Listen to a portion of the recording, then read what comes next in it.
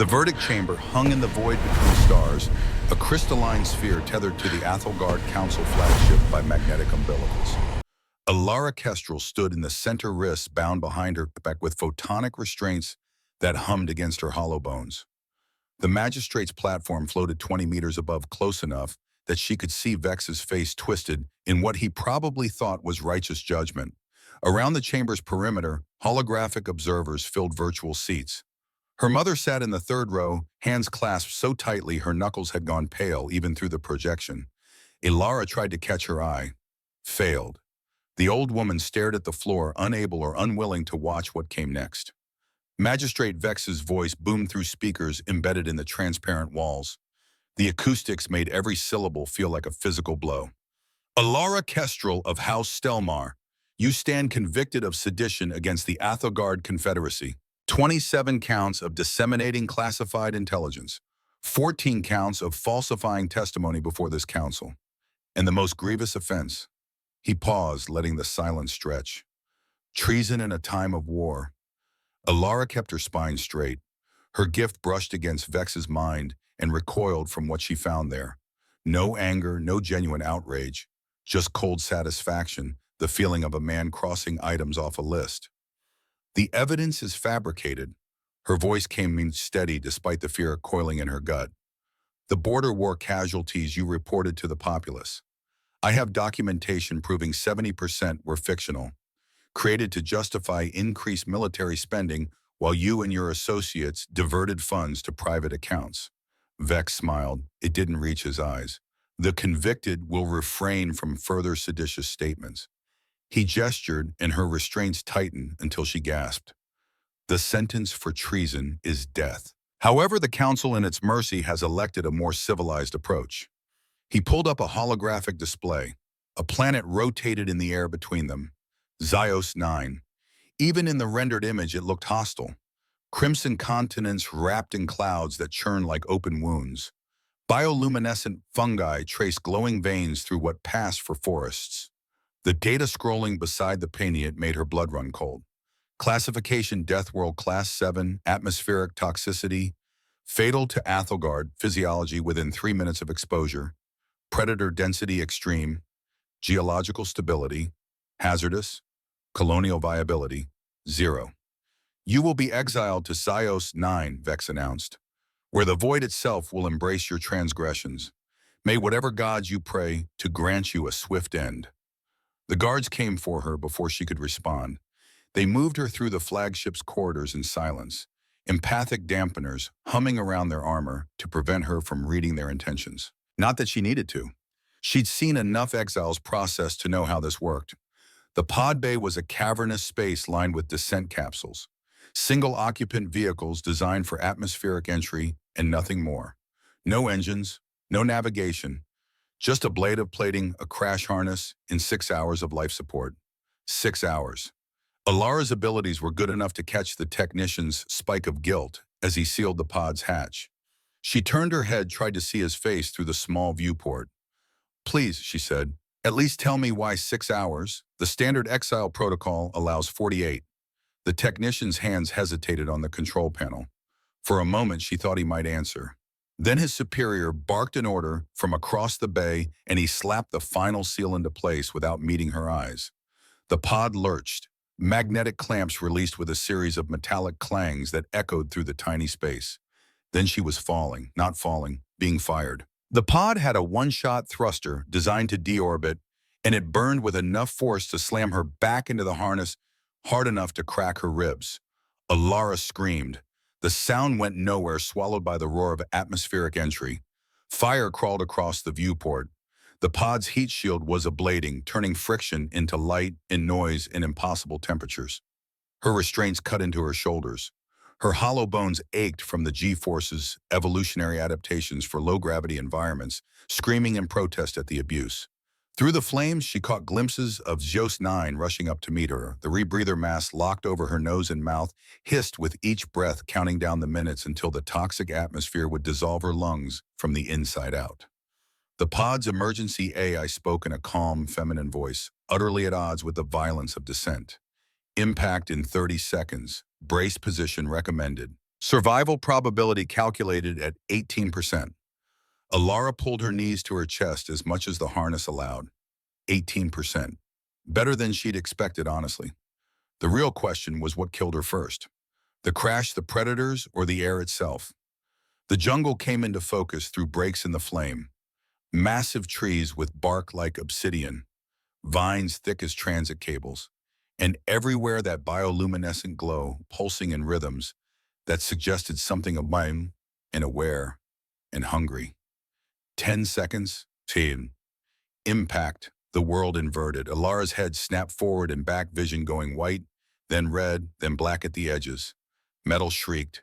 The pod plowed through the canopy, shearing off branches that left deep gouges in the hull. It hit the ground at an angle, skipped like a stone across water, and finally came to rest wedged between two enormous root systems. For a long moment, there was only the sound of her breathing inside the rebreather mask. Ragged. Too fast. Bordering on hyperventilation. Then the pain arrived all at once. Her ribs. Definitely cracked, possibly broken.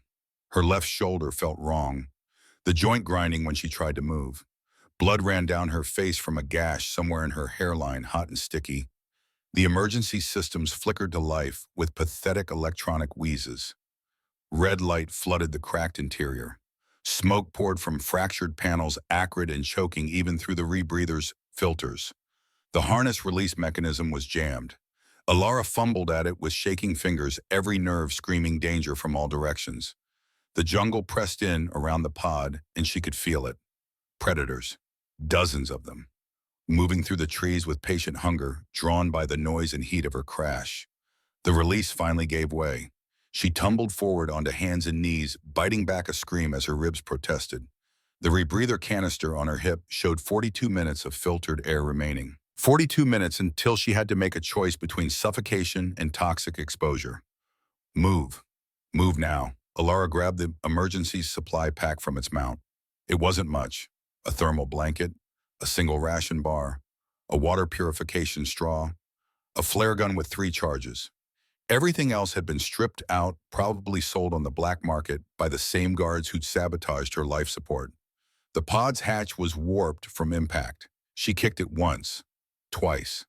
On the third kick, it fell away with a hiss of equalizing pressure, and the full reality of Zeus 9 hit her like a physical blow. Heat, oppressive wet heat that immediately soaked through her ceremonial exile robes. The temperature had to be 40 degrees Celsius, maybe more. For an Athelgard evolved on a frozen world orbiting a red dwarf, it felt like standing inside an oven. The humidity pressed against her like something alive. She felt the jungle's emotions alien and incomprehensible. Hunger radiated from the shadows. Territorial rage pulsed from the canopy, and underneath it all, a patient malevolence that suggested Geos 9 itself was aware of her presence and deeply opposed to it. Alara stumbled out of the wreckage on legs that barely held her weight. Her feet sank into moss that released clouds of spores with each step. The bioluminescent fungi cast everything in shades of blue and green, turning the jungle into an underwater nightmare. She'd been on the surface for 5 minutes when the first chitterstalker emerged from the tree line. Her gift screamed a warning half a second before her eyes registered the creature. Predator. Apex predator. Pack hunter. And it wasn't alone. The stalker was built low to the ground, 6 segmented legs ending in barbed claws that dug furrows in the moss with each step. Its carapace was mottled green and black, natural camouflage, that had let it get within 20 meters before she noticed. A crown of sensory spines surrounded its triangular head, twitching as it tasted the air. Compound eyes, dozens of them, all fixed on her with alien hunger. The creature's mandibles spread wide, revealing rows of serrated teeth designed for shearing through armor and bone. It made a sound like knives being dragged across stone, a chittering call that echoed through the jungle. 2 more stalkers answered from her left, then a fourth from her right. Alara ran. Her light frame made her quick, built for grace in the low gravity of her homeworld. Here in Zeus 9's crushing pull, every step felt like wading through syrup. Her lungs burned inside the rebreather mask, the filter already clogging with spores and humidity. Behind her, the pack gave chase. She felt their minds through the connection. Simple, focused, kill, feed, no fear, no hesitation. Just the pure distilled purpose of apex predators who'd never known anything but dominance. The jungle blurred past in streaks of crimson bark and bioluminescent blue. Alara crashed through undergrowth that tore at her already shredded robes. Vines caught at her arms and legs covered in tiny thorns that left burning tracks across her skin. She was drowning in the pack's hunger. It crashed over her in waves, each one threatening to pull her under. On Athal, even in the crowded capital cities, there had been dampeners, architectural shielding, cultural taboos against projecting strong emotions in public spaces. Here there was only violence. A massive root caught her foot. Alara went down hard, the impact driving what little air remained in her lungs out in a gasping wheeze. The rebreather's seal broke for just a second, and she tasted Geos 9's atmosphere. It burned, going down acrid and thick with organic compounds that made her throat close up in protest. She came up on her knees and found herself at the edge of a cliff. 60 meters of open air separated her from the jagged rocks below. There was nowhere left to run. The undergrowth exploded as all four stalkers burst into the clearing. They moved with horrifying coordination, spreading out to cut off any escape routes. The largest, its carapace scarred from old battles, lowered its head and hissed. Alara's back pressed against empty air. Her legs wouldn't hold her much longer. The rebreather hissed in her ear, counting down the seconds until she suffocated on toxic atmosphere or was torn apart by monsters. The lead stalker tensed to lunge, and Alara's hand found the flare gun in her emergency pack. She didn't think, didn't aim, just pulled the trigger as the creature launched itself at her face. The flare hit the stalker's open mouth and detonated at 2,000 degrees Celsius. Magnesium ignited in a white-hot bloom that turned the clearing into noon. The creature's shriek was liquid and agonized, its mandibles melting purple ichor, boiling out from between chitinous plates. It thrashed backward, clawing at its own face, and crashed into the second stalker. They went down in a tangle of legs and carapace. The third stalker tried to flank. Alara grabbed a chunk of the pod's shattered hull, jagged metal, still hot from atmospheric entry, and drove it into the creature's compound eye cluster as it lunged. The makeshift weapon punched through chitin with a wet crunch. The stalker shrieked and reeled back. The fourth stalker, seeing its packmates wounded or dead, made the calculation that all predators eventually face. Easier prey elsewhere. It fled into the jungle, leaving Alara alone with two corpses and one dying creature that was slowly going over the cliff edge. She watched it fall, mandibles still clicking weakly, until it disappeared into the shadows below. Then her legs gave out and she sat down hard on the moss-covered stone.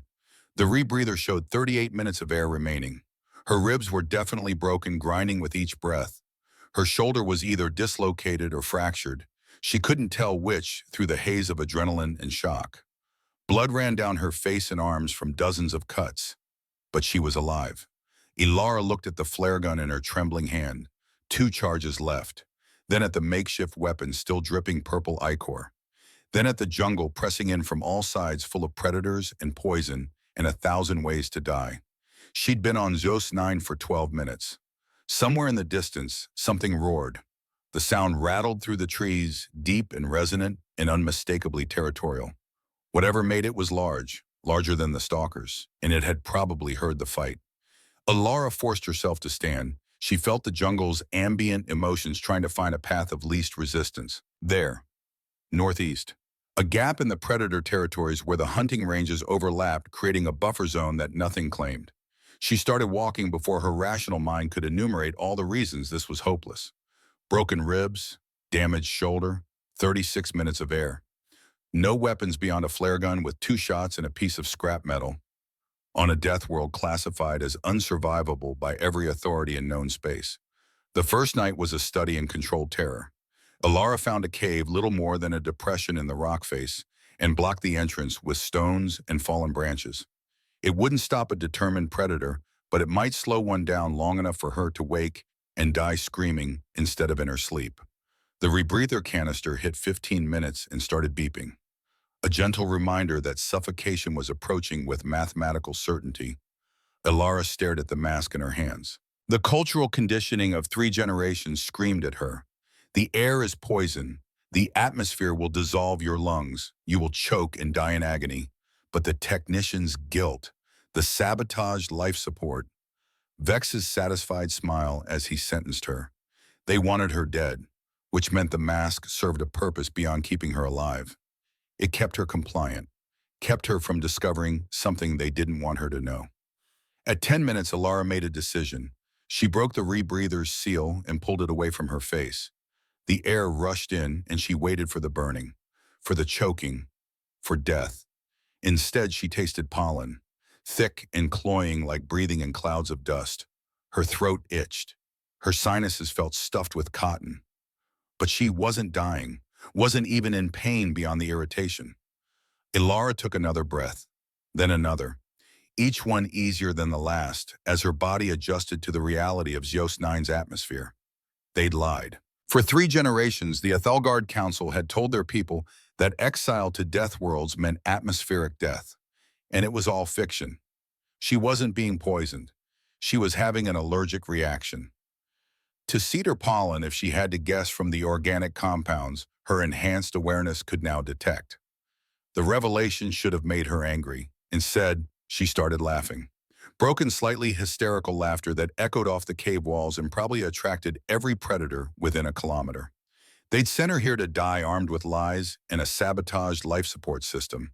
And in 12 hours, she'd killed 3 apex predators and discovered the truth they'd murdered thousands to protect. Ilara curled up against the cave wall, thermal blanket wrapped around her shoulders, and tried to ignore the assault of the jungle's nocturnal hunters on her awareness. Her ribs ached with each breath. Her shoulder throbbed. Dozens of cuts stung from contact with the alien flora that her immune system had no defense against. But she was breathing, and she was alive. Sleep came in fragments broken by distant roars and the closer chittering of things that investigated the cave entrance and decided the stones weren't worth moving. Through her gift, she felt them. Patient hunger, territorial warnings, the cold calculation of predators deciding whether she was worth the effort. Dawn arrived with the subtlety of a hammer. Zeus 9's star was a G-type burning hot and bright, and it clawed through the canopy in shafts of golden aggression. The bioluminescent fungi faded their ghostly light, eclipsed by harsh reality. Alara unwrapped herself from the thermal blanket and immediately regretted moving. Every muscle had stiffened overnight. Her ribs felt like broken glass grinding together. But she was alive, which was more than Magistrate Vex had planned for. The cave entrance looked out over a valley filled with jungle that stretched to the horizon. Steam rose from the canopy in lazy spirals. Somewhere in the distance, a waterfall roared, and everywhere the chittering buzz of insect analogs and the territorial calls of things that hunted in daylight. She felt the jungle's morning emotions, different from the night, less patient hunger, more active aggression. The diurnal predators were waking up, and they were hungry. Ilara checked her supplies. 1 ration bar, water purification straw, thermal blanket, flare gun with 2 charges. The piece of scrap metal she'd used to kill the stalker now crusted with dried ichor. It wasn't much, but it was more than she'd had 12 hours ago. She forced herself to eat half the ration bar, washing it down with water from a puddle at the back of the cave that the purification straw turned from cloudy to clear. The food sat heavy in her stomach, but her body needed the calories. The jungle called to her, not with words but with emotional topography. She could map the predator territories in overlapping circles of aggression, the buffer zones where nothing hunted because claiming them meant war with neighbors, the water sources that drew prey animals at dawn and dusk, and there to the northeast something different, a cold spot in the emotional landscape. Not absence of life, but absence of biological emotion. Mechanical, artificial. Alara stared in that direction for a long moment. It could be anything. Automated defenses from a failed colonial attempt, a crashed ship, or if she was very lucky, some kind of shelter. She started walking before her body could catalog all the reasons this was a terrible idea. The jungle fought her every step. Vines caught at her legs. The moss concealed roots that twisted ankles and uneven ground that threatened to send her sprawling. Insects the size of her thumb swarmed around cuts and scrapes drawn by the scent of blood. But Alara had learned something in her 12 hours on Zeus 9. The jungle wasn't random. It had patterns, rhythms, and she could read them if she paid attention. She sensed a pack of stalkers before she saw them. 6 of them moving through the underbrush with coordinated precision.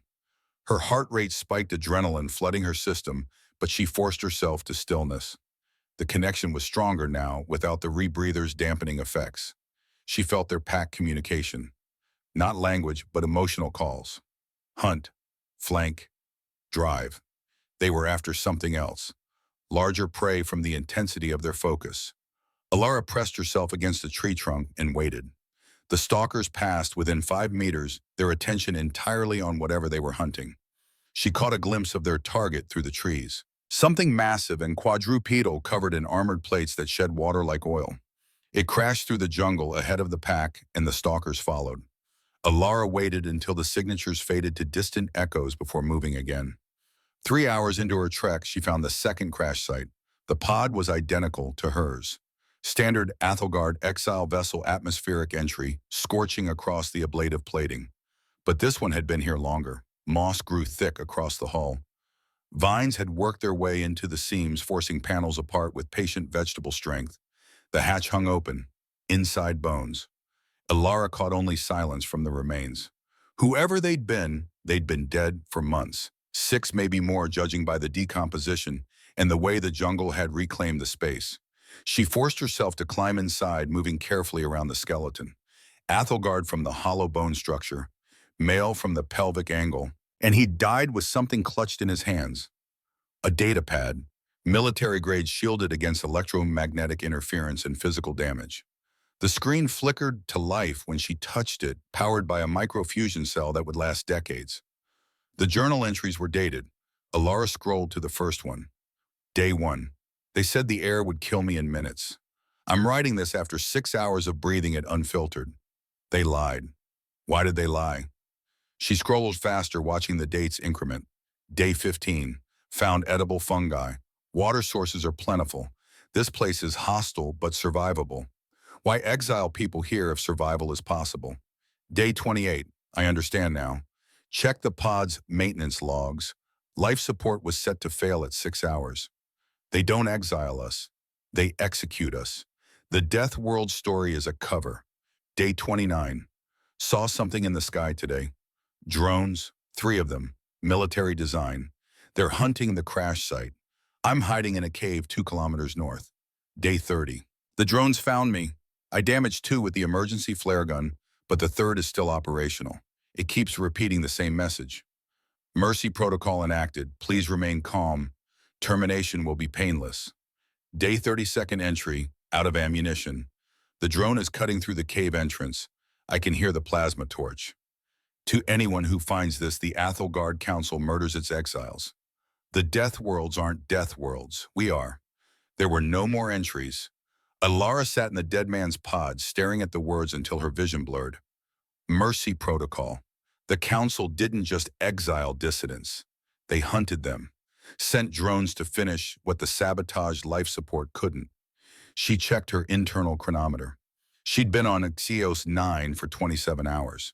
If the pattern held, if every exile got the same 30-day window before the drones arrived, she had 29 days to either get off this planet or find a way to fight. The dead exile's supplies had long since been scavenged by jungle scavengers or rotted away. But his rifle was still there, mag-locked to the pod's interior wall. Alara pried it free and checked the charge. 3 shots remaining. Better than nothing. She also found a hand-drawn map etched into the pod's interior paneling. Rough but detailed. The exile had spent his time mapping the local area, marking water sources, predator territories, and one location circled in red with the notation, Signal Ridge. High ground. Clear line of sight to orbit. Possible extraction point. Alara committed the map to memory, shouldered the rifle, and climbed out of the pod. The jungle had gone quiet. Not normal quiet. Predator quiet. The kind of silence that meant something large and dangerous was moving nearby, and everything else had the good sense to hide. Her awareness screamed a warning half a second before the Kingstalker dropped from the canopy. It was twice the size of the stalkers she'd killed yesterday. 600 kilograms of chitinous nightmare, its carapace oil dark and etched with scars from battles it had won. 4 mandibles spread wide, each one lined with serrated bone teeth designed to shear through armor and flesh. Compound eyes fixed on her with alien intelligence. This wasn't a simple predator. This was an apex hunter that had survived years in a jungle that killed everything else. Alara brought the rifle up and fired. The plasma bolt hit the Kingstalker's thorax and burned through the outer carapace layer. Purple ichor sprayed. The creature shrieked a sound that vibrated in her bones and lunged. She dove left, hit the ground badly, felt her already cracked ribs grind together. The Kingstalker's claws tore furrows in the moss where she'd been standing. 2 shots left. The creature circled mandibles, clicking in what might have been communication or threat display. Through the connection, Alara felt its mind, not simple like the smaller stalkers. This thing was intelligent, calculating. It knew it was wounded, knew she had a weapon, and was deciding whether she was worth the risk. Alara fired again. The shot went wide, hitting a tree and exploding bark into splinters. The Kingstalker flinched but didn't retreat. 1 shot left. The creature made its decision. It charged. Alara waited until it was 5 meters away, close enough to see her reflection in its compound eyes, and pulled the trigger. The plasma bolt caught the Kingstalker in the joint where its head met its thorax, the weakest point in its armor. The shot burned through chitin muscle, whatever passed for a spinal column in its alien anatomy. The creature's momentum carried it forward.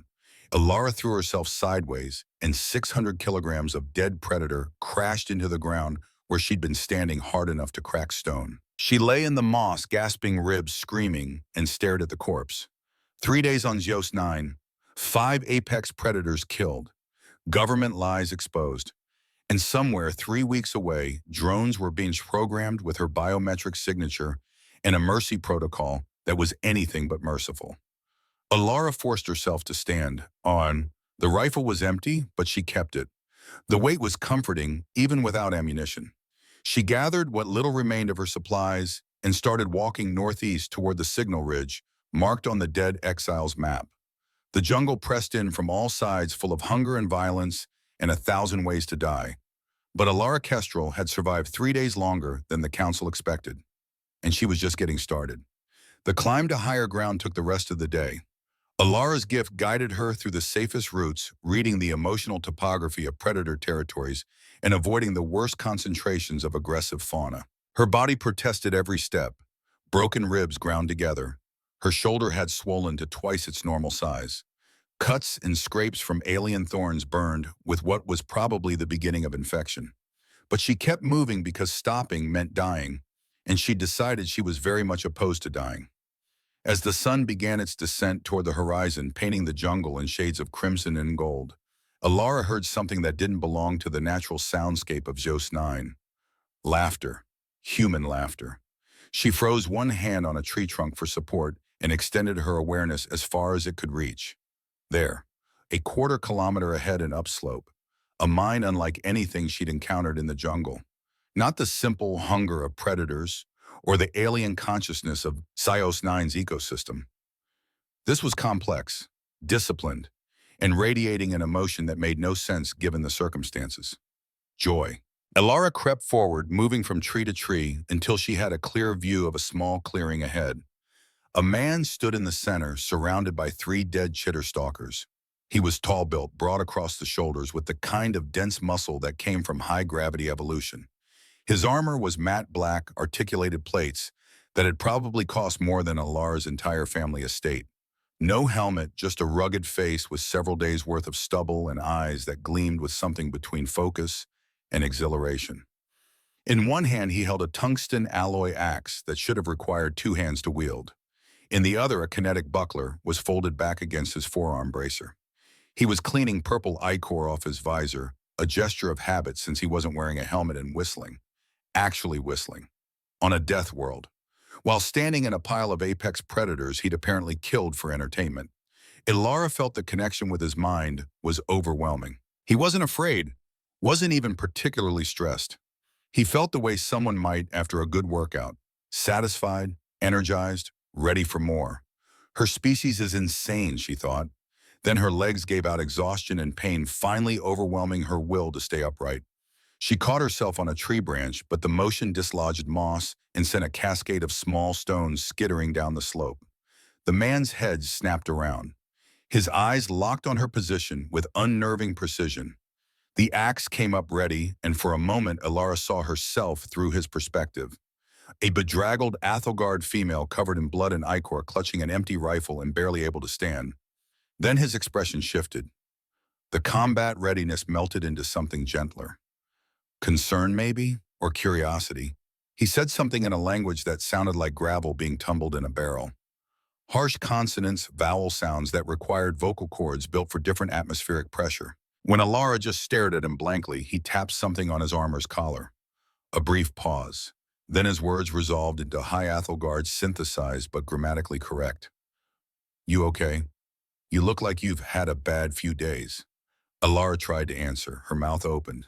Nothing came out but a strangled wheeze that might have been laughter or sobbing or both. The man holstered his axe and approached slowly, hands visible and unthreatening. He stopped 3 meters away, close enough to help if she fell far enough to not crowd her. I'm Theron, he said. Theron Ashford. Human. And you just became either the luckiest or unluckiest exile I've ever met, depending on how you look at it. He offered a gauntleted hand. Alara stared at it, at him, at the 3 dead stalkers in the jungle pressing in from all sides, and the impossibility of another living sapient being on a planet that was supposed to be uninhabited death. What? She managed to croak. Are you... Theron flashed teeth in what might have been a smile or a threat display. Me, I'm on vacation. Theron's camp was a fortress disguised as a transit container. Deployable armor plates interlocked around a pressurized core, the whole structure barely larger than a small dwelling, but radiating the kind of engineered durability that spoke of serious money. Automated turrets tracked Alara's approach, their targeting lasers painting red dots across her chest before an IFF handshake with Theron's armor shifted them back to standby. Don't worry about those, Theron said, supporting most of her weight as they stumbled the last 100 meters. They're set to discriminate sapiens from local fauna. Probably. Probably. Alara's voice came out hoarse. She was drowning in his proximity through the connection. Heat rolled off him in waves, his baseline body temperature somewhere around 37 Celsius and climbing after the exertion of hauling her uphill. To her cold, adapted physiology, it felt like leaning against a furnace. 99.7% certainty, I rounded down for humility. The decontamination airlock extended like a mechanical tongue as they neared. Ultraviolet light bathed them both, and Alara flinched as her awareness registered the radiation. Not dangerous, just intense. A chemical mist followed, harmless to humans, but probably designed to neutralize whatever exotic microorganisms called Xios 9 home. The inner airlock cycled. Green light flooded the chamber, and a synthesized voice announced atmospheric analysis in clinical tones. Breathable. Contaminant level 0.003%. Safe to unmask. Theron reached for his collar seals, and Alara watched his face emerge from the armor's environmental seal. Up close, without the distortion of combat and adrenaline, she could see the topography of old violence written across his features. A scar bisected his left eyebrow. Another traced his jawline. His nose had been broken at least twice, healed slightly, crooked both times. He caught her staring and smiled without apology. Camp air is scrubbed.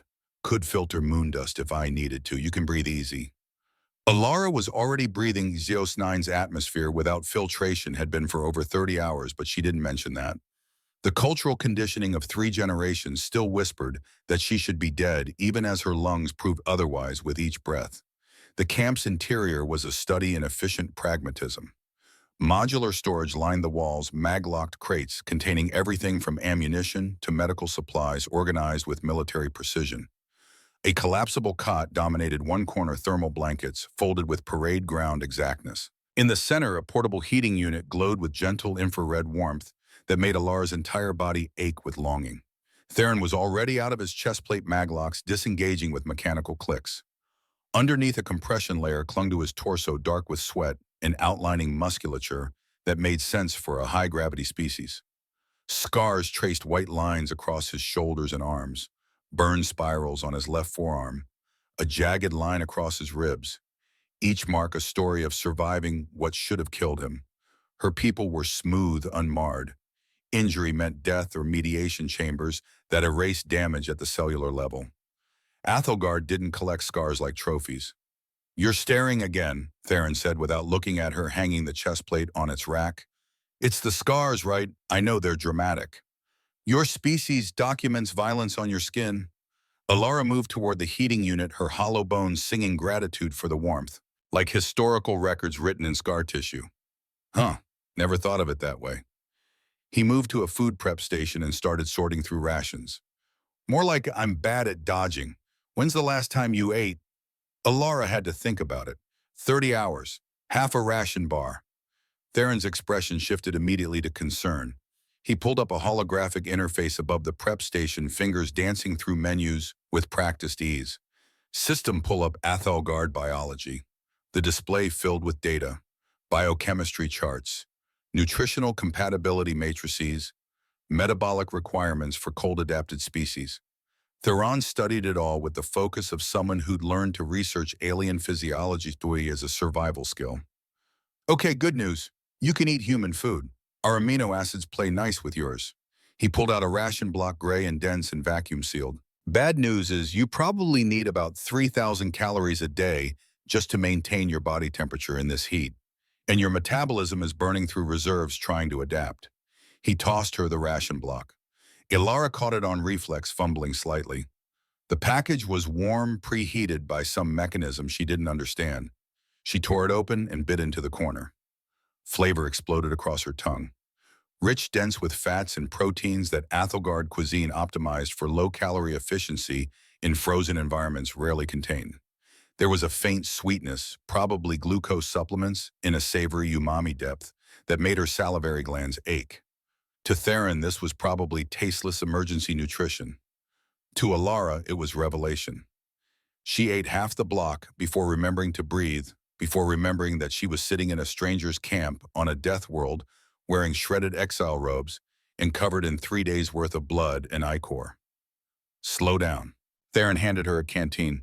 You'll make yourself sick. Drink. The water was cold and tasted faintly metallic, probably from whatever purification system he used. Alara didn't care. She drained half the canteen before coming up for air, gasping. Thank you. The words felt inadequate. Thank you for not leaving me to die out there. Don't thank me yet. Theron sat on his cot, the frame groaning under his weight. We need to talk about what happens next, starting with why an Athelgard political exile is wandering around a Class 7 death world. Alara lowered herself to the floor. There was no other seating at her scale and leaned against the heating unit. The warmth seeped into her back like a blessing, and for the first time in 3 days, the cold that had settled into her bones began to recede. She told him everything. The trial, the fabricated evidence, the sabotaged life support, the discovery that Zeus 9's atmosphere wasn't toxic, just irritating to Athelgard's sinuses, the Dead Exiles Journal and the Mercy Protocol drones that would arrive in 29 days. Theron listened without interrupting his expression, shifting from mild interest to focused attention to something darker that Alara felt as recognition through the connection. Your government is creative, I'll give them that. He leaned forward, elbows on his knees. Most authoritarian regimes just execute dissidents. Yours turns it into theater and makes the victims complicit in their own deaths. You say that like you've seen it before. I have. Different species, same pattern. He gestured vaguely at the walls. I've been to 47 worlds in the last 4 years. About a third were designated death worlds. And on maybe half of those, I found evidence of political exiles who'd been sent there to die. It's a popular solution when you want someone gone, but don't want the scandal of a public execution. Alara processed that. You're a tourist. You said you were on vacation. I am. He smiled without remorse. Paid 8 months' salary for the solo permit to Zeus 9. Class 7 lethality index, hyper-aggressive megafauna, toxic atmosphere, to most species extreme temperature gradients. Couldn't resist. You paid someone to send you here to die. I paid someone to send me here to live. He tapped his chest right over one of the scars. You spend enough time in climate-controlled stations, recycled air, artificial gravity, you forget what your body can actually do. Out here every second, I'm using everything I've got. It's honest, no pretense. Just me and whatever wants to eat me, and may the best apex predator win. Alara stared at him, trying to reconcile the fundamental alienness of his worldview.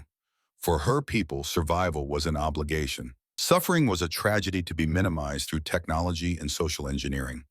The idea of seeking out danger for entertainment was incomprehensible. "Your species is insane," she said. "Yeah." His expression brightened. "That's what the waiver said. But I'm the insane guy who's going to help you survive the next 29 days, so let's call it a win." He stood and moved to a weapons locker, pulling out equipment with the ease of long practice. "First things first, you need rest medical attention and about 10,000 calories. Then we start training." "Training for what?" "For war." Theron turned to face her, and his expression had shifted into something harder. Something that reminded Alara he'd been a military contractor before he was a tourist. "Those drones are coming, and when they do, you're going to be ready to break every single one of them." The next 4 days blurred together in a haze of pain, exhaustion, and incremental progress. Theron's medical scanner diagnosed 3 cracked ribs, a partially dislocated shoulder, and a dozen lacerations that were showing early signs of infection from contact with Sios-9's exotic biology. He sealed the wounds with liquid bandage that stung like fire, going on shot her full of broad-spectrum antibiotics that made her nauseous, and used some kind of bone accelerator that felt like her ribs were being knitted together by invisible needles. "Human medical tech," he explained when she gasped at the sensation. "We heal fast.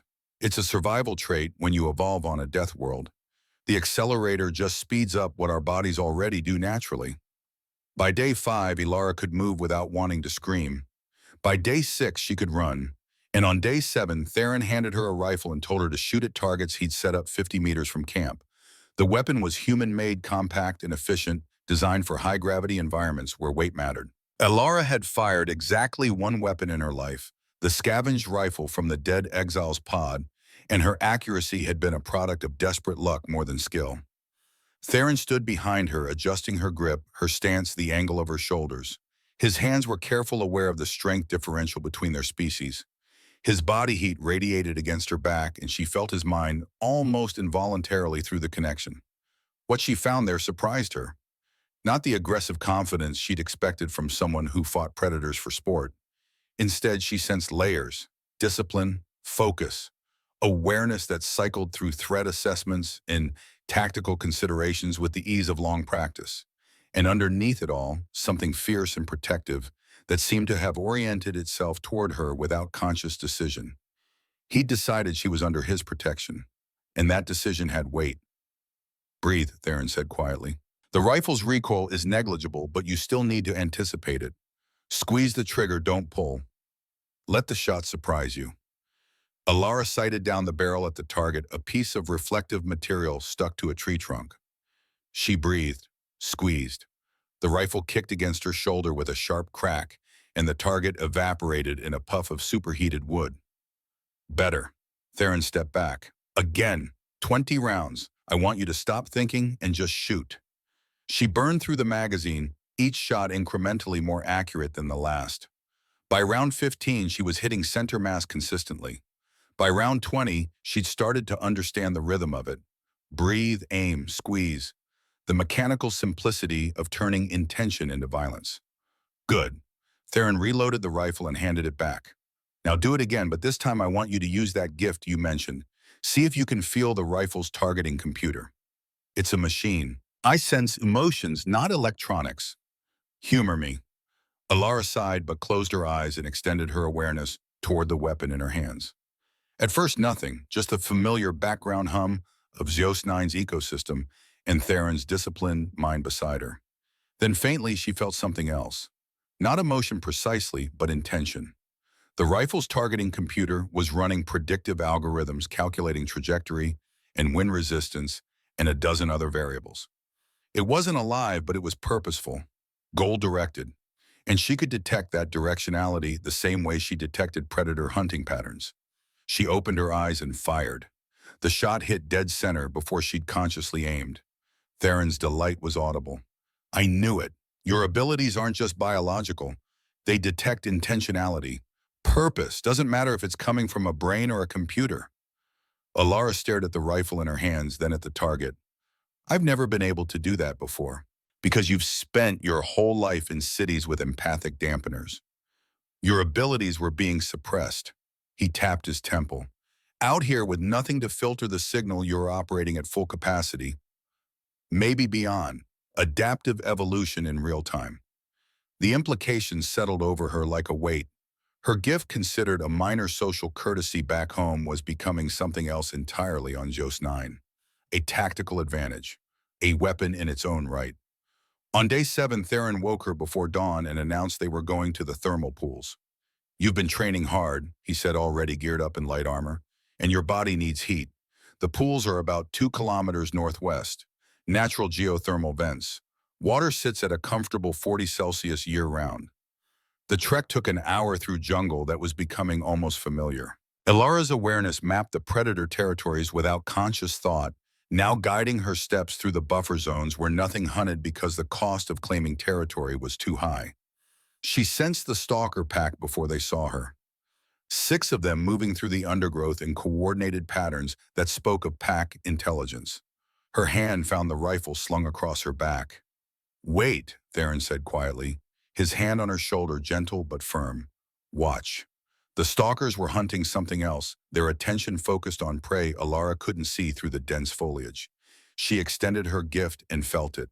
A massive quadruped, herbivorous, from the absence of predatory aggression, fleeing in blind panic. The pack split, 3 going wide to flank 3, driving the prey toward them. It was elegant in its brutality, the kind of coordinated hunting that spoke to either pack bonding or hive intelligence. "They'll pass within 10 meters, Theron whispered. "Don't move. Don't shoot. Just observe." The prey animal crashed past first, and Ilara got a glimpse of something like a rhinoceros built by a committee that hated efficiency. Too many legs, armored plates that overlapped in ways that made no anatomical sense, eyes on stalks that swiveled independently. The stalkers followed, and one of them glanced toward Ilara's position, compound eyes fixed on her for a heartbeat.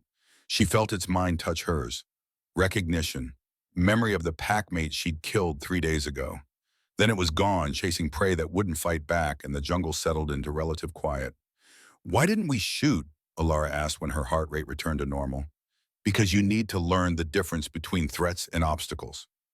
Theron started walking again. "Those stalkers weren't hunting us. We weren't in their territory. Shooting them would have been wasteful and would have attracted every predator in a kilometer radius to investigate the noise. So we just let them go." "We let them go," he glanced back at her. "Survival isn't about killing everything that scares you. It's about knowing when to fight, when to hide, and when to just step aside and let the jungle do what it does." The thermal pools sat in a natural basin carved from obsidian rock, steam rising in lazy spirals toward the canopy.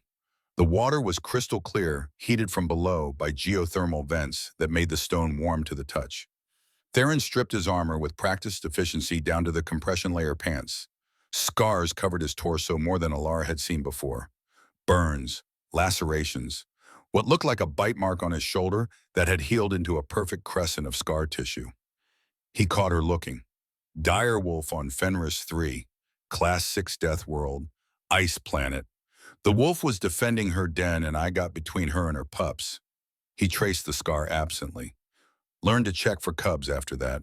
Ilara removed her own outer layer down to the thin undergarment that clung to her angular frame. Her people's modesty standards were different from most species evolved in environments where clothing was survival equipment rather than social signaling. But standing here exposed and vulnerable, she felt self-conscious in a way she hadn't expected. Theron slipped into the water first and sighed with obvious pleasure. "Come on in. Temperature's perfect." Ilara tested the water with 1 foot and nearly yelped. 40 Celsius was tropical by most standards, approaching painful for Ethelgard physiology. But her body needed the heat, had been craving it since she crashed on this planet. She eased in slowly, and Theron's hand steadied her elbow before she could slip on the moss-slick stone. The heat shocked her system, but in seconds her circulation adapted. Her bones stopped aching. The chronic cold that had settled into her core since the crash began to dissipate. She sank down until the water reached her collarbones and allowed herself a small sound of relief. "Better?" Theron asked. "I didn't realize how cold I'd been." Ilara leaned back against smooth stone. "Even with the camp's heating unit, even with the thermal blankets." I've been cold since I arrived. Athelgard evolved on a frozen world. Your baseline body temperature is what, 32 Celsius 33, 32.4. And Sios 9 is running 40 degrees ambient. Your body's been fighting a constant heat stress response for over a week. He gestured at the pool. This is medicine. Stay in as long as you want. They sat in companionable silence for a while, steam curling around them, the jungle's ambient noise a constant backdrop. Alara felt Theron's mind almost involuntarily through the connection, the proximity, and the lowered social barriers making contact easier. She expected the disciplined fortress she'd felt during weapons training. Instead, she found vulnerability. Theron was relaxed in a way she hadn't sensed before, and underneath the calm was old pain carefully walled off, but still present. You lost someone, Alara said quietly. It wasn't a question. Theron was silent for a long moment. When he spoke, his voice had lost its usual humor. Two someones. 5 years ago, I was running security for a mining operation on Kalos 7. Class 8 Deathworld atmospheric storms that could shred vehicles, predators that hunted in the ionized air currents. He stared at the water, watching steam rise. We had protocols, safety margins. I calculated the risk and said the operation was viable. Alara waited. She felt the guilt radiating from him, old but still sharp. Day 47 of the operation, a storm came in harder than the models predicted. 2 of my team were outside the shelters when it hit. I tried to get to them.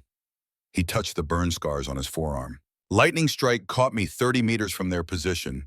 When I woke up, they were gone, vaporized by electrical discharge. It wasn't your fault. Weather modeling is imperfect.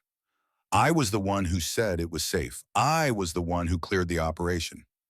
His jaw tightened. They trusted my judgment, and my judgment killed them. So now you go alone. Alara understood suddenly. No team means no one else to fail, no one else to lose. Yeah. Theron looked at her, and his expression was raw in a way she hadn't seen before. Except apparently I'm bad at the alone thing because I keep picking up exiles on Deathworlds. Is that what I am, your redemption project? No. His answer was immediate. You're the person who survived 3 days on a Class 7 Deathworld with broken ribs and a sabotaged life support system. You're the person who killed 5 apex predators with improvised weapons. You don't need redemption, Alara. You need training and resources, and someone watching your back while you become dangerous. The sincerity in his voice and his mind hit her like a physical force. He meant it. Every word. Alara found herself moving closer, water swirling between them. You've taught me to shoot, to navigate, to read predator behavior. What else do I need to learn? How to trust. Theron's hand came up, slowly cupping her jaw with excruciating gentleness. His thumb brushed her cheekbone, barely any pressure, but she felt the leashed strength behind it, the deliberate control. How to let someone else share the weight instead of carrying it all alone. I could break you accidentally, she whispered. The fear was irrational, she knew. Human bone density was 3 times Athelgard's standard. But the vulnerability of the moment made her voice it anyway. I know. His eyes held hers. I've been inside your mind too. Through that connection you can't quite control. I know you won't. Alara kissed him before she could overthink it. Gentle at first, testing. Theron responded with careful precision, his movements constrained, and she felt the war between desire and discipline playing out in his mind. She nipped his lower lip, a flash of teeth, deliberate provocation. Theron's control shattered. His hands slid into her hair, gripping carefully but firmly, tilting her head back. The kiss deepened, turned hungry. His other arm wrapped around her waist, pulling her against him, and the full body contact made her gasp. He was solid heat, dense muscle, barely restrained power. She was hollow bone crystal, pressed against a furnace. And for the first time since crashing on Zos 9, Alara felt something other than fear or exhaustion. She felt alive. They broke apart eventually, foreheads pressed together, breathing hard. The water had gone from soothing to uncomfortably warm, or maybe that was just the heat generating between them. We should get back to camp, Theron said, though he made no move to release her. Still have 4 hours of daylight for training. Or, Alara countered, we could stay here a while longer. He flashed teeth in genuine pleasure. I like the way you think. On day 9, they set out for Signal Ridge. The journey would take them 8 kilometers through some of the densest predator territory on Jos Nine's main continent, but it was necessary. The ridge offered a clear line of sight to orbit high ground that would let them boost a communication signal strong enough to reach human space. Alara led the navigation, her gift mapping safe routes through the jungle. Theron followed 3 meters behind, rifle ready, covering her flanks and trusting her pathfinding in a way that still surprised her. They were 5 kilometers in when the stalker pack found them. Ilara sensed them, first 6 minds, coordinating through emotional calls she could now interpret with uncomfortable accuracy. Hunt, surround, kill. Contact, she said quietly. 6 stalkers closing from multiple vectors. They're trying to encircle us. Theron didn't question how she knew. Can you predict their approach pattern? Alara closed her eyes and sank deeper into the connection. The pack's communication was simple but effective. 3 would drive from the east, pushing prey toward the other 3 waiting in ambush to the west. They think we'll run west, she said. 3 are waiting there. So we go north, break the encirclement before they complete it. Or no, Alara opened her eyes, an idea forming. We give them what they expect and turn the ambush around. Theron's expression turned fierce. I'm listening. Alara explained her plan quickly. They'd move west as if fleeing, drawing the eastern group into pursuit. But instead of running into the western ambush, they'd stop just short and let the 2 groups collide. In the confusion, they'd hit the pack from an unexpected angle. That's a good plan, Theron said. Tactical, using their expectations against them. You've learned fast. I had a good teacher. Alara checked her rifle's charge. Ready. They ran west, crashing through undergrowth with just enough noise to sound panicked. Behind them, 3 stalkers gave chase, their chittering calls rising in pitch as they sensed victory. Alara's awareness tracked both groups. The chasers were gaining. The ambush group was tensing, preparing to spring the trap. Timing would be everything. Now, she shouted. They dove left behind a massive root system. The 3 chasing stalkers burst into the clearing a heartbeat later, and the 3 ambush stalkers sprang from concealment. For a moment, chaos reigned. The pack realized their prey had vanished, but momentum carried them into each other. Mandibles clashed, bodies tangled. The carefully coordinated hunt dissolved into confusion. Alara rose from cover and fired. The plasma bolt hit the nearest stalker's thorax, burning through chitin. The creature shrieked and collapsed. Theron was already moving, closing the distance with predator speed of his own. His axe caught a second stalker across its foreleg joint, severing the limb. Purple ichor sprayed. The remaining 4 stalkers regrouped, their pack communication shifting from hunt to defend. They spread out, trying to recover their tactical advantage. Alara tracked their movements, saw the pattern forming before it completed. Left flank preparing to charge. Theron pivoted, bringing his buckler up as the stalker lunged. The kinetic shield absorbed the impact with a crack of dispersed force. He shoved, and the creature stumbled. Alara fired twice more. Both shots found their targets. 2 more stalkers down. The final stalker, seeing its pack decimated, made the calculation all predators eventually face. It fled into the jungle, leaving 5 dead or dying packmates behind. Alara lowered her rifle, breathing hard. Her ribs ached from the exertion, but they held. The bone accelerator had done its work. 4 kills, Theron said, wiping ichor from his axe. You handled 4 out of 6. We handled them, Alara corrected. Partnership, remember. Partnership. He offered his hand and she took it. His grip was warm and solid, calloused from years of weapons work, gentle despite the strength that could crush bone. You don't need me anymore, do you? Not for survival. I need you, Alara said quietly. I just don't need saving. There's a difference, Rishdam. Something shifted in his expression, pride maybe, or recognition that the person he had found bleeding and terrified on that cliff edge 10 days ago was gone, replaced by someone harder, someone dangerous. Signal Ridge rose ahead of them, bare stone jutting above the canopy. They climbed the last kilometer in silence, both conserving energy, both aware that the hard part was just beginning. At the summit, Theron unpacked his communications array. Military-grade equipment that probably cost more than a small starship, all of it designed for exactly this kind of operation. Boosting signals from hostile environment and in response to friendly forces light years away. He worked quickly, extending the antenna array, calibrating frequencies, running diagnostics. Alara kept watch rifle ready. Her awareness extended as far as it could reach. "Ready," Theron announced. "What's the message?" Alara had thought about this for days. What to say, how to phrase it. In the end, she kept it simple. "This is Alara Kestrel, Athelgard political exile on Jos 9, requesting immediate extraction and asylum in human space. I have evidence of government corruption and assassination protocols targeting dissidents. Repeat, requesting immediate extraction." Theron sent the transmission in a tight beam burst toward the nearest human relay station. Then they waited. 6 minutes later, the response came. "Alara Kestrel, this is Captain Voss Brennan of the extraction vessel Indomitable. We copy your transmission. Estimated time to arrival 20 days from this timestamp. Confirm coordinates and stand by for pickup." 20 days. Alara did the math quickly. She'd been on Jos 9 for 10 days. 20 more would put them at day 30. The same day the Mercy Protocol drones would arrive. "Confirm coordinates," she transmitted. Then added, "Be advised, hostiles expected on extraction date. Come armed." The response was immediate. "We always do. Brennan out." Theron was smiling broadly. 20 days. We can work with that."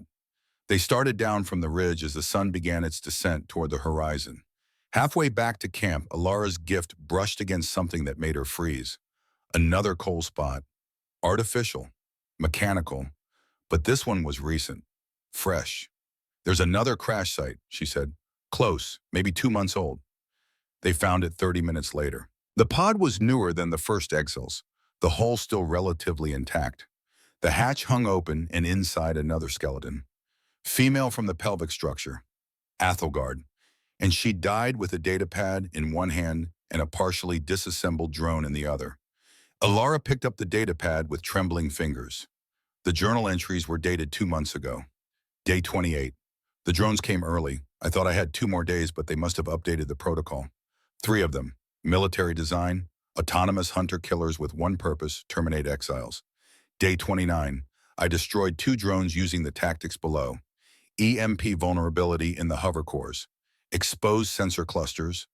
Kamikaze protocol triggers when primary mission fails.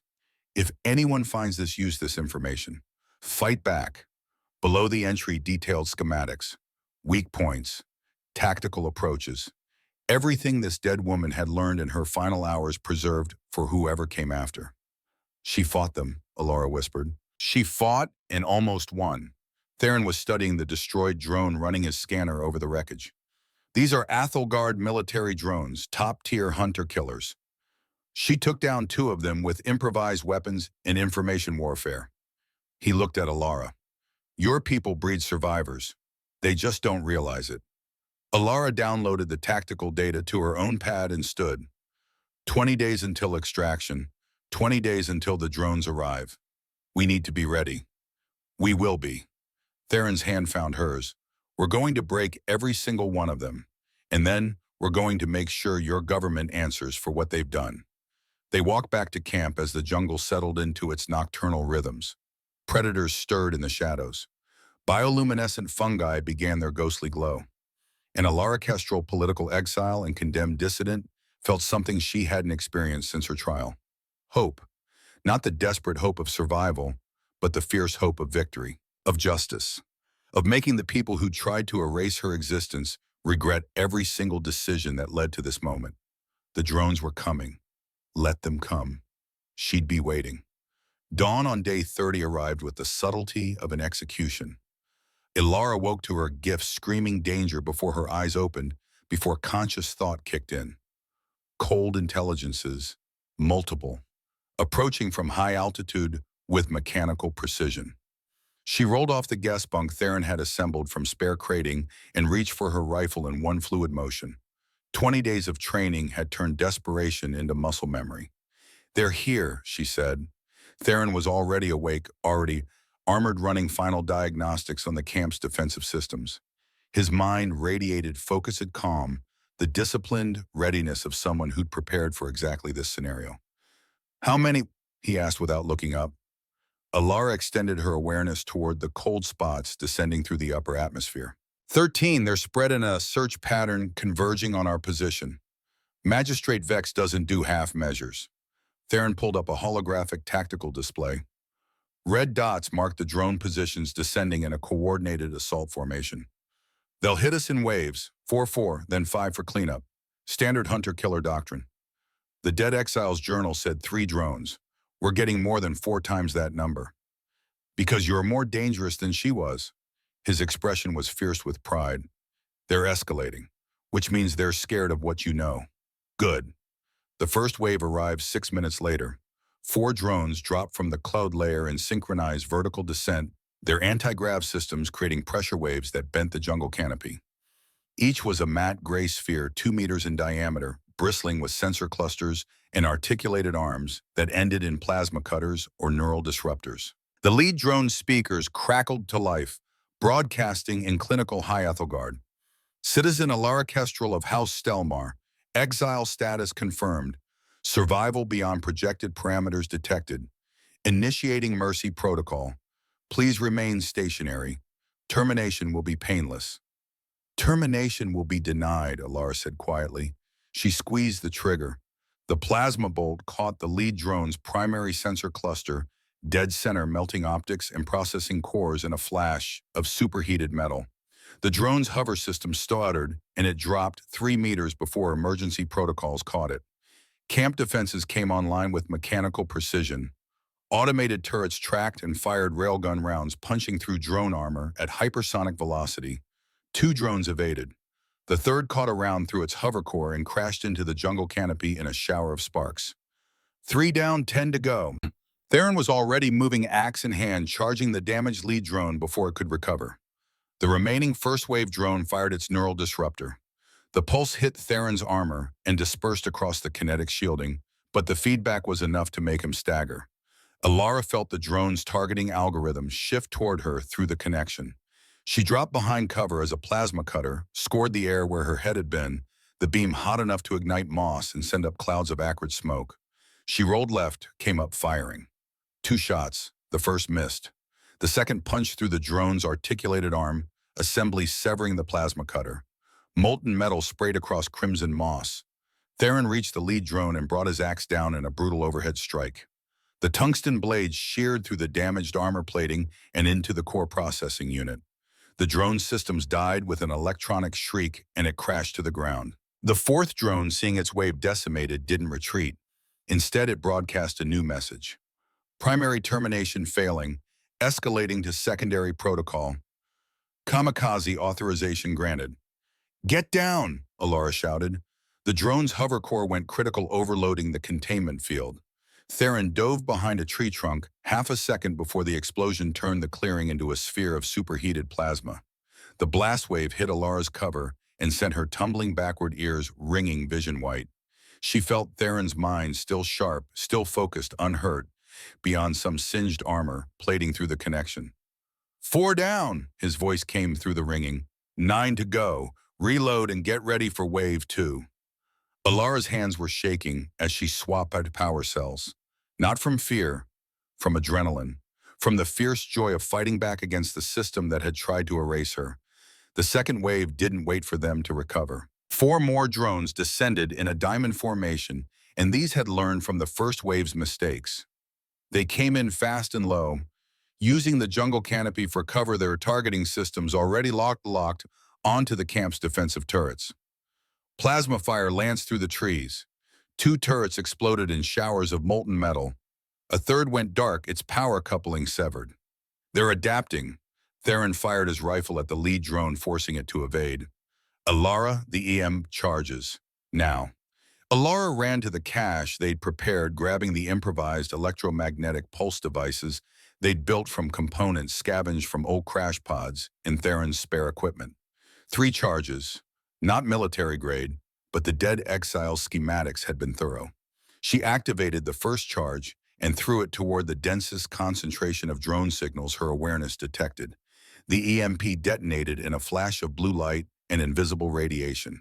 2 drones dropped immediately, their systems fried, and crashed into the jungle.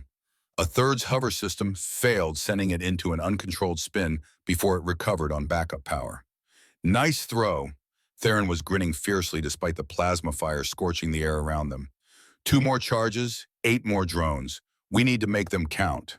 The remaining second-wave drones split up, forcing Alara and Theron to divide their attention.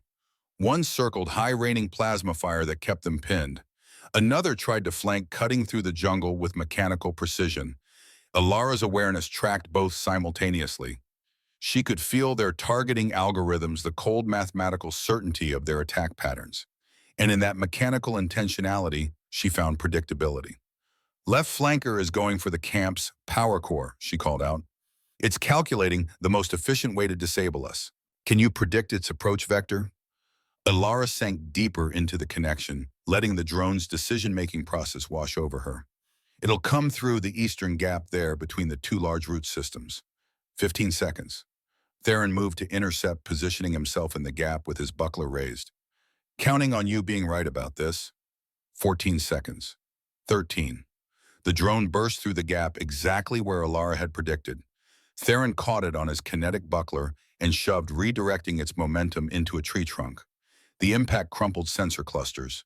Before it could recover, he drove his axe through its central processing core. 5 down, 8 to go. The high-circling drone descended, abandoning caution for aggression. Its plasma cutter scored a line across Theron's shoulder plate, melting through the outer layer before he could dodge. Alara fired 3 times in rapid succession. The first 2 shots forced the drone to evade. The third caught it mid-maneuver, punching through its hover core housing. The drone fell and Alara activated her second EMP charge, throwing it directly into the falling machine's trajectory. The pulse detonated. The drone's systems died mid-fall, and it crashed into the camp's perimeter with enough force to crack stone. 6 down, 7 to go. Final wave incoming.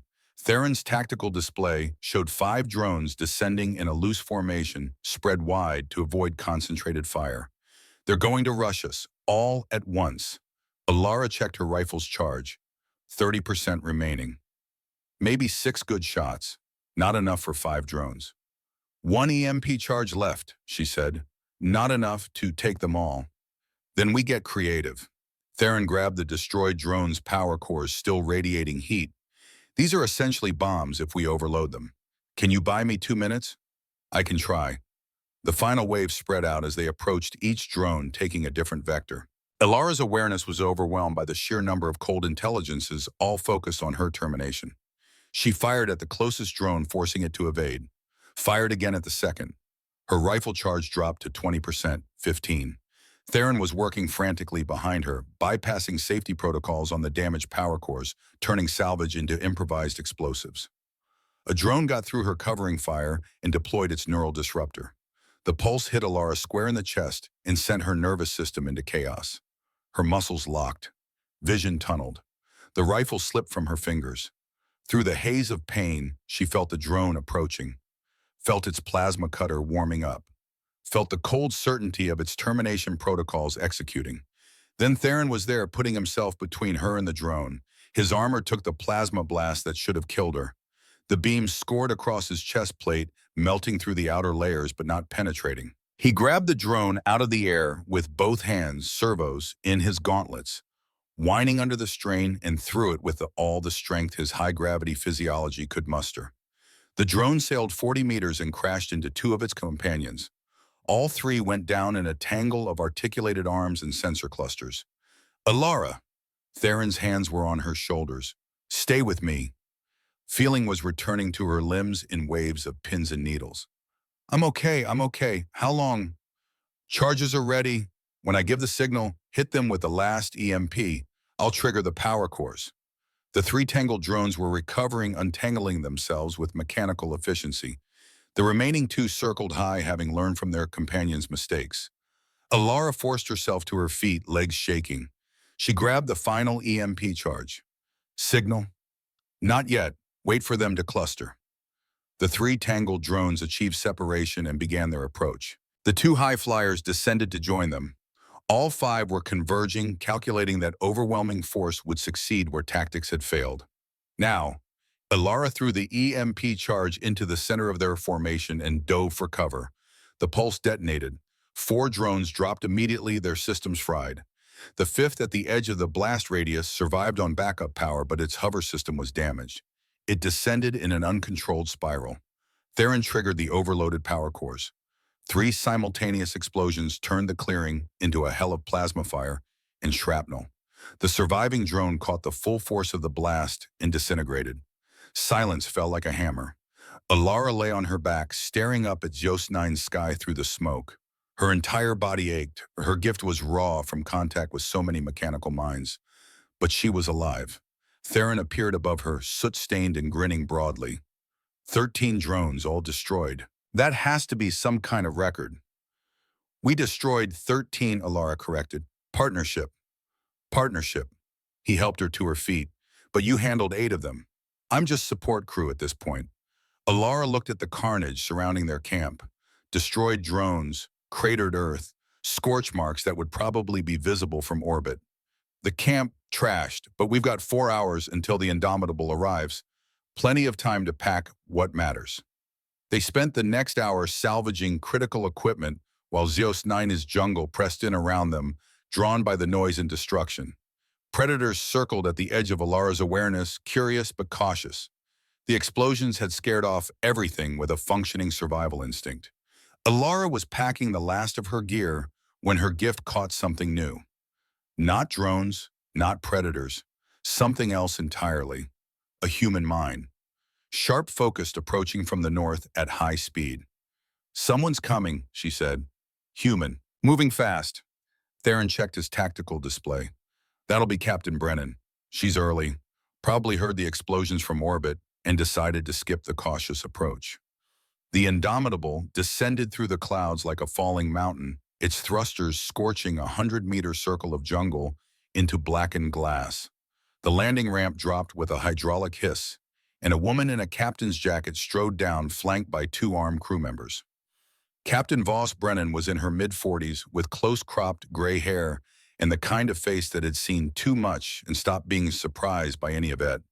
Her eyes swept the battlefield, cataloging the destroyed drones, the damaged camp, the 2 people standing in the middle of it all. Theron Ashford, she said, you look like hell. Nice to see you too, Captain. Theron's smile was unrepentant. Permission to board with a passenger. Brennan's eyes shifted to Alara. Ethelgard, political exile. You must be Alara Kestrel. I am. Alara straightened despite her exhaustion. And I'm formally requesting asylum in human space under the Galactic Refugee Accords Article 7. We'll get to the paperwork. Brennan gestured to the destroyed drones. First, you want to tell me why there's 13 Ethelgard military hunter-killers scattered across this clearing. They came to terminate me. We disagreed with their assessment. Something that might have been respect flickered across Brennan's expression. I see. Well, you just made this extraction a lot more complicated. She tapped her comm unit. All hands combat stations. Sensor sweep for orbital threats. Someone just declared war on an exile, and I want to know if her government is stupid enough to fire on a human vessel. The ship's sensors lit up the tactical display. 3 contacts in high orbit. Ethelgard corvettes, military classification. Contacts acquired, a crew member reported. They're painting us with targeting lasers. Incoming transmission. Brennan nodded. Put it through. A voice crackled over the comm, speaking formal High Ethelgard that the ship's translation matrix converted in real time. Human vessel Indomitable, this is Ethelgard Patrol Corvette, righteous judgment. You are harboring a convicted exile. Surrender the fugitive Alara Kestrel immediately, or be classified as hostile and fired upon. Brennan's smile was cold. This should be good. Open channel. She gestured to Alara. Your show, exile. Make it count. Alara stepped forward, her voice carrying across the open comm channel to 3 warships and whoever was listening on the Ethelgard networks beyond. Corvette Righteous Judgment, this is Alara Kestrel. I invoke Article 7 of the Galactic Refugee Accords. I am a political dissident with documented evidence of government corruption, falsified military intelligence, and systematic assassination of exiles. I claim asylum in human space. Any attempt to prevent this constitutes an act of war under interstellar law. She paused, then added, and I'm broadcasting my evidence to 47 galactic news networks as we speak. Fire on this ship if you want, but you'll be confirming every accusation I've made. The silence that followed was deafening. Then a different voice came through the comm. Older, authoritative. This is Commodore Valen Task Force Commander. Captain Brennan, we need to verify these claims. Then verify them after we're in FTL, Brennan replied, because we're leaving in 90 seconds whether you like it or not. Alara felt the shift in the Corvette's intentions, confusion, anger, but also something else. Doubt. The broadcast had worked. The evidence was spreading faster than any military response could contain it. All hands prepare for emergency burn, Brennan ordered. Get us to the jump point, now. The Indomitable's engines roared to life. Alara grabbed a support strut as the ship leapt skyward acceleration, pressing her into the deck. Through the viewport, she watched Zeus 9 fall away the green hell that had been her prison, shrinking to a marble, then a speck, then gone. The corvettes didn't fire. She felt their crew's minds tasted the mutiny brewing in their ranks as the evidence spread through their networks. Soldiers discovering their government had lied to them, had murdered dissidents while claiming mercy. Jump in 3, 2, 1, the navigator called. Reality twisted. The Indomitable punched through into faster-than-light travel, and the Athelgard task force fell away into normal space, unable to follow. Ilara's legs gave out. She slid down the bulkhead, breathing hard, and stared at her hands. They were shaking, not from fear, from the enormity of what had just happened. She'd survived. She'd fought back. And she'd just broadcast evidence that would topple a government. Theron crouched beside her, offering a hand. You okay? I'm alive. I'm free. And I just started a revolution. Ilara laughed, the sound broken and slightly hysterical. So yes, I'm okay. The 6-day FTL journey to Earth passed in a blur of medical examinations, legal briefings, and news reports that filtered through from the Athelgard networks. The evidence had spread like wildfire. Council members were resigning. Magistrate Vex was under arrest. The provisional government was calling for trials. Ilara watched it all from the Indomitable's observation deck, Theron beside her, both of them processing the magnitude of what they'd set in motion. 300 exiles in human space, Ilara said quietly. The immigration officer told me. 300 political dissidents who were sent to Deathworlds and survived. We're organizing, building a network. We're going to make sure this never happens again. Good. Theron's arm wrapped around her shoulders. Your people deserve better than leaders who murder them for telling the truth. On the 7th day, they dropped out of FTL into Earth's solar system. The blue-white marble of humanity's homeworld filled the viewport, and Ilara felt something shift in her chest. Not her world, but maybe possibly home. The immigration checkpoint was a sterile facility in Earth orbit, on white corridors and bureaucratic efficiency. Ilara sat across from the processing officer, expecting the same cold assessment she'd received at her trial. Instead, the officer looked up from her datapad with familiar teal eyes. Athelgard eyes. Ilara Kestrel, the officer said in perfect high Athelgard. Exile status verified.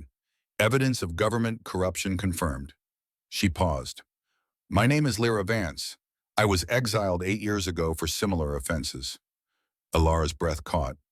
You're one of the 300. I am, and so are you. Lyra stamped the asylum approval with a decisive motion. I read your files during the flight.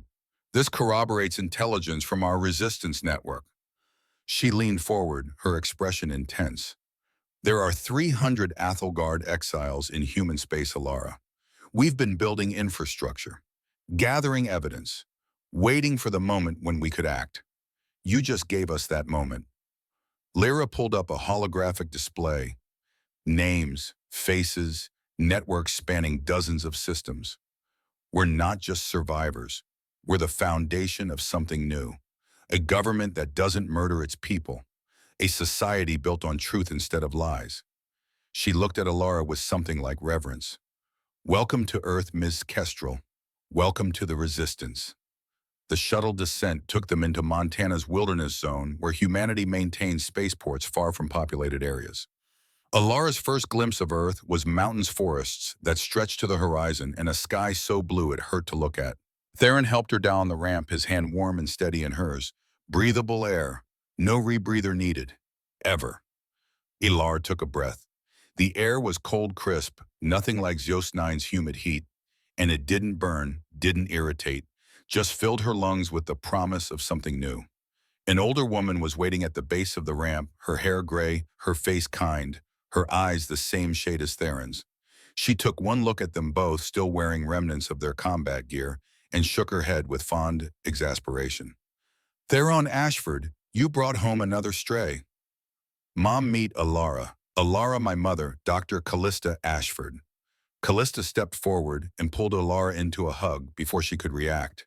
The embrace was warm, genuine, accepting in a way Alara hadn't experienced since before her trial. Anyone my son risks his life for is family, Callista said. Welcome home, dear. Home. The words settled over Alara like a blanket. Not the home she'd lost. Something new. Something earned through fire and survival, and the choice to keep fighting when giving up would have been easier. 3 weeks later, Alara stood in Theron's Colorado mountain estate, floor-to-ceiling windows, overlooking forests that reminded her nothing of Zos 9's hostile jungle. She'd adjusted to Earth faster than expected. The thicker atmosphere was comfortable. The antihistamines handled her pollen allergies, and the constant news feeds showing the collapse of the Athelgard Council's old guard were deeply satisfying. She was reading the latest update when Theron entered carrying a holographic map and wearing an expression she'd learned to recognize. Mischief mixed with anticipation. So, he said, laying the map on the table, I've been looking at this Class 8 jungle world. Bioluminescent waterfalls pack hunters' gorgeous scenery. Extraction permit approved for 2 people. Alara looked at the map, then at him. On her datapad, an official message waited. The new Athelgard provisional government offering her a position as ambassador to human Athelgard relations. Important work. Necessary work. The kind of role that would let her rebuild the systems she'd helped tear down. But standing here looking at Theron's expedition map, feeling the weight of civilization pressing in after 3 weeks of safety, she realized something. She'd spent her whole life trying to fix broken systems from the inside, and it had gotten her exiled, almost killed. She'd survived by learning to fight, to adapt, to trust her instincts in environments where the rules were simple and honest. Out there in the spaces between stars where Deathworlds waited, there were no politics, no lies, just survival or death, fight or flee, the kind of clarity that had saved her life on Zos 9. The galaxy needs diplomats, Theron said, watching her process. But it also needs explorers, people who push boundaries, who survive what shouldn't be survivable and come back with knowledge. Alara thought about the 300 exiles, about Lyra Vance and the Resistance Network, about people who understood the cost of corruption because they'd paid it in blood and fear and 30 days of survival on worlds designed to kill them. The galaxy has diplomats, she said slowly. 300 exiles who understand what happens when governments lie. They'll rebuild Athelgard better than I could.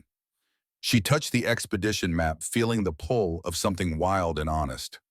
Right now, I need to remember I'm alive, and I do that best when I'm fighting to stay that way. Will there be monsters trying to eat us? She asked. Theron's smile was bright and unguarded. Absolutely. And you'll trust my judgment on tactics and navigation. Without question. His hand covered hers on the table. You're the expert now. I'm just here to carry the heavy equipment and provide moral support. Alara laughed, genuine and free. She'd come so far from the terrified woman in the exile pod, from the person who'd believed her government's lies and thought Deathworlds were truly unsurvivable. She'd learned to fight, to adapt, to use her gifts not as polite social courtesy but as weapons and tools. She'd killed apex predators and government drones. She'd toppled a regime with truth and survived when the survival seemed impossible. And now she was choosing what came next, not because she had to, because she wanted to. Then I'm in, she said, but I'm bringing bigger guns this time, and proper armor. Deal. They stood together looking at the holographic map of a world neither had seen, full of dangers neither could predict. Alara's hand hovered over the confirm mission button. Theron's hand covered hers. Together they pressed. The console chimed acceptance. Mission confirmed.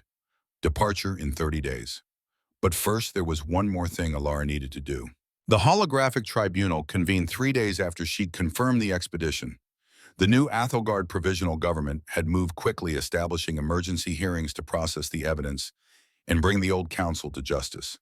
Alara stood before the assembled adjudicators, her image projected across light years. Beside her hologram in a detention cell on Athol, Magistrate Vex sat in restraints. His face carefully neutral, but his mind, Alara could feel even through the holographic link, roiling with impotent rage. Citizen Kestrel, the lead adjudicator said, you have accused Magistrate Vex and 16 members of the former Council of Systematic Murder of political dissidents. The evidence you provided is substantial. Do you wish to make a statement before we hear the defense? Alara looked at Vex through the holographic connection. The man who'd sentenced her to death, who'd smiled as he condemned her to what he thought was certain doom. 347, she said quietly. That's how many exiles the Mercy Protocol terminated over 3 generations. 347 political dissidents sent to death worlds, not because those worlds were actually deadly to us, but because you needed them to be. Because the lie of toxic atmospheres and unsurvivable conditions kept the population compliant. She pulled up the files, sabotaged life support records, Mercy Protocol deployment schedules, drone maintenance logs showing hundreds of hunter-killers dispatched to death worlds over decades. You told us the air would kill us in minutes. You told us the predators were unstoppable. You told us exile was mercy compared to execution. Alara's voice was steady cold. But it was all fiction, a story you maintained through murder because dead exiles couldn't testify to your corruption. Vex's careful neutrality cracked. Lies. Fabrications by a convicted traitor who... Then explain, Alara interrupted, why your personal access codes appear on every single termination order for the past 15 years. Explain why the drones that hunted me carried your authorization signatures.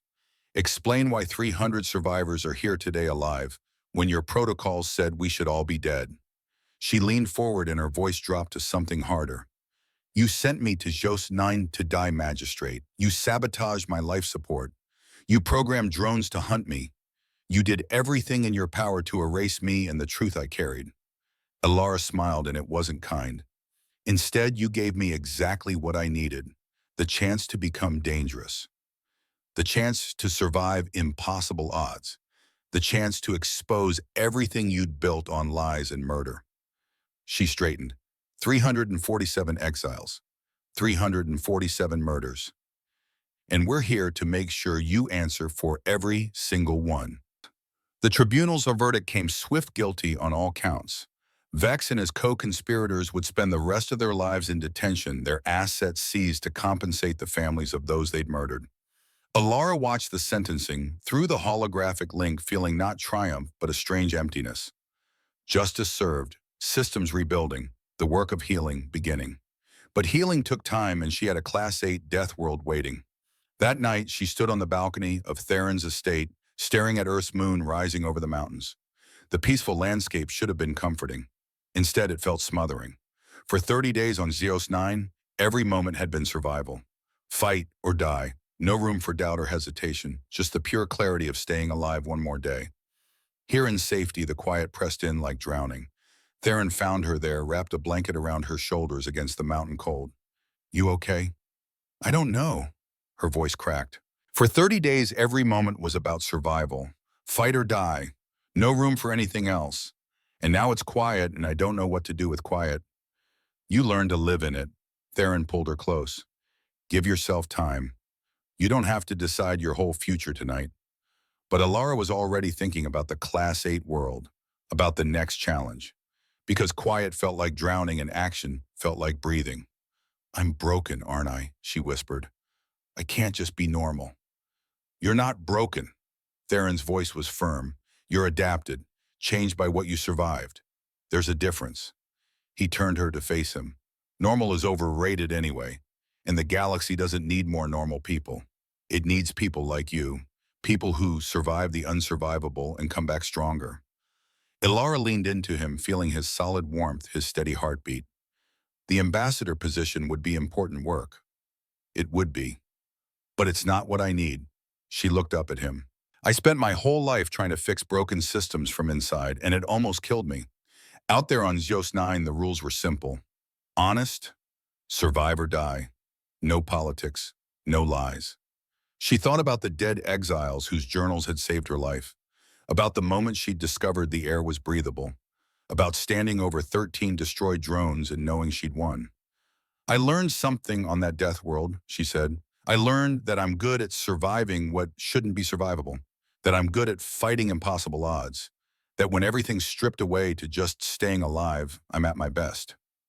Theron smiled. Then that's what you should do. The galaxy needs diplomats, but it also needs explorers who push into the impossible and come back with knowledge. The next morning, Alara composed her response to the ambassador offer. Polite, grateful, declining. She recommended Lyra Vance for the position instead, someone who'd spent 8 years building bridges between exiled Athelgard and human space. Then she pulled up Theron's expedition files and started preparing.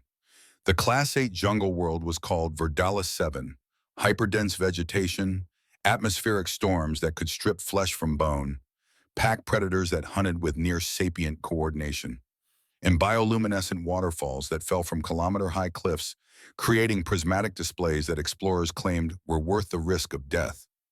Alara studied the data with the same intensity she'd once applied to political intelligence: predator behavior patterns, environmental hazards, previous expedition logs. She was building a mental map before they ever left Earth. Theron watched her work with undisguised pride. You know, you're doing exactly what I used to do before solo trips. Difference is, this isn't solo. Alara looked up from the displays. This is partnership, which means we both need to know the terrain. Partnership? He leaned over, kissed the top of her head. I like the sound of that. 28 days passed in preparation, custom armor fitted to Alara's frame, weapons training with human military-grade equipment, survival protocols for Verdalis 7's specific hazards. And through it all, the news from Athelgard space continued to flow. The provisional government was holding together. Reforms were passing. The exile networks were being integrated into the new political structure. And 300 survivors were building something better from the ashes of the old regime. Lyra Vance sent Alara a message on day 25. You could have had this position. You earned it through blood and survival. Why choose exploration over rebuilding? Alara's response was simple. Because the galaxy has rebuilders. It needs explorers too. People who go into the dark places and come back with truth. That's what I'm good at now. Let me do what I'm good at. Lyra's reply came an hour later. A single line. Then go be dangerous. We'll handle the politics. On day 30, Alara and Theron stood in the spaceport, their gear loaded, the expedition ship waiting. Dr. Callista had come to see them off, along with Captain Brennan and a surprising number of crew from the Indomitable. Bring her back safe, Callista said to Theron, though her eyes were on Alara, or I'll hunt you across the galaxy. I'll bring us both back safe, Theron promised. She's the one leading this expedition. I'm just support crew. Brennan stepped forward, extending a hand to Alara. You know, in all my years running extractions, I've never seen anyone fight like you did on Jos 9. 13 drones, that's a record that'll stand for a long time. We fought, Alara corrected, shaking the offered hand. Partnership. Partnership. Brennan's expression turned serious. If you ever need extraction from Verdalis 7 or anywhere else, you call me. We take care of our own. They boarded the ship as Earth's sun climbed toward noon. Through the viewport, Alara watched the blue-white world fall away, the planet that had given her asylum shrinking to a marble. Theron sat in the pilot's seat running pre-flight checks. Ready. Alara looked at her reflection in the viewport. Not the terrified exile from 60 days ago. Not the political analyst who'd thought truth was enough to change systems. Someone new. Someone forged in jungle heat and predator attacks and the choice to fight back when fighting seemed impossible. Someone who'd learned to survive the unsurvivable and decided to keep doing it. Ready, she said. The ship's engines ignited. They climbed through Earth's atmosphere, broke free of gravity's hold, and pointed toward the stars. Behind them, Earth and its politics and its safety fell away into distance. Ahead, Verdalis 7 waited, along with 1,000 other Death worlds scattered across the galaxy. Each one a challenge. Each one a chance to prove that Alara Kestrel wasn't just a survivor. She was someone who thrived in the places that killed everyone else. Magistrate Vex had wanted her silenced, wanted her erased, wanted the truth she carried buried on a death world where no one would ever find it. Instead, he'd given her everything she needed to become exactly what he feared most: dangerous, unstoppable, Free. And she was just getting started. The stars stretched ahead, infinite in waiting. Alara Kestrel, former political exile, current explorer, reached forward and entered the coordinates for Verdalis 7 into the navigation system. Theron glanced over that familiar smile playing at the corners of his mouth. Here we go again. Here we go again, Alara agreed. The ship jumped to FTL and reality twisted around them as they punched through into faster-than-light travel, leaving safety behind, heading toward danger, together, exactly as it should be.